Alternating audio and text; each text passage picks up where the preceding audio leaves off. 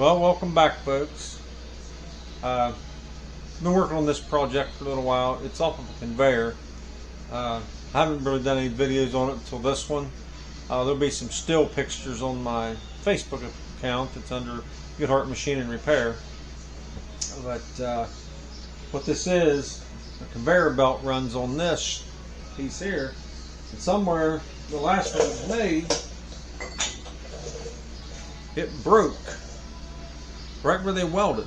Now, I don't know why. I thought maybe they was using a hardened metal and a softer metal and it affected the weld, but I'm really not sure what caused it to break, but it did. So I'm tasked with making another one, which is fine with me. This ring here,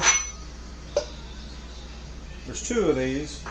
I already have one shoved down in here about 18 inches deep, and then I'll weld it in and then come in from the other end and put another one in there. It's just more of a stiffening thing. Now these here, this goes in the end just like this one here. Turn the camera there, you can see it. So right here is what I've got here that I made a new one. Now this has a taper on the inside, 2 degrees, and that accepts this taper lock.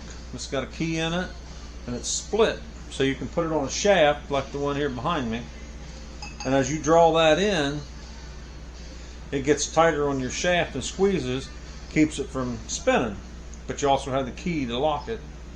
Well, to get that off, you just put your bolts that hold this, that draw it in, with these tapped holes that I have. That draws it in. When you run, if you want to take it apart, then you put your bolts into here, these 3 spots, and it'll basically jack this back off of it. And once it breaks loose, you're good to go. So I've made 2 of those. They'll set in the end. Have to tap it down in there, but it'll go in. It's just a real good fit. I'll put it down in as far as this one is, with this shaft here all assembled to where everything will locate, and I'll just tack weld around this one on both ends, then pull that back off and give it a final weld.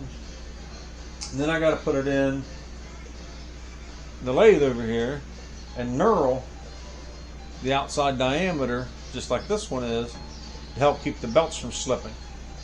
Now right here I've been doing a little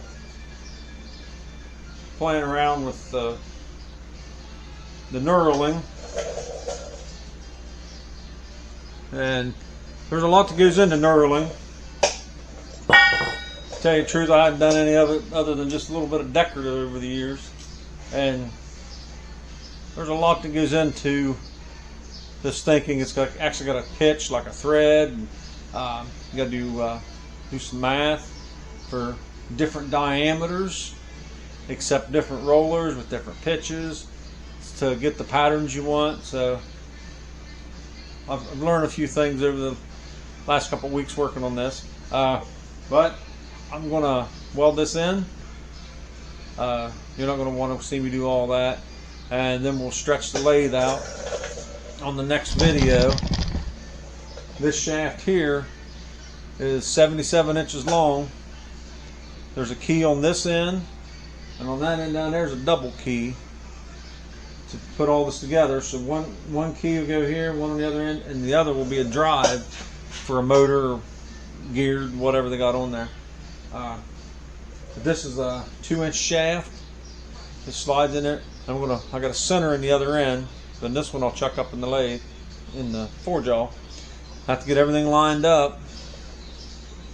And knurling, what I've come up with is a very slow process. So it might take me 4 or 5 hours, at least 4 I think, to go from one end of that 56-inch piece of pipe to this end down here. And have to make multiple passes. So we'll get into a little more of that once I start doing it. I actually had to add coolant to my lathe, which I'd never had on it, to do this.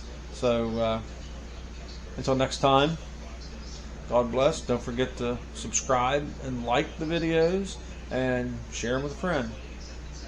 Thank you. Bye.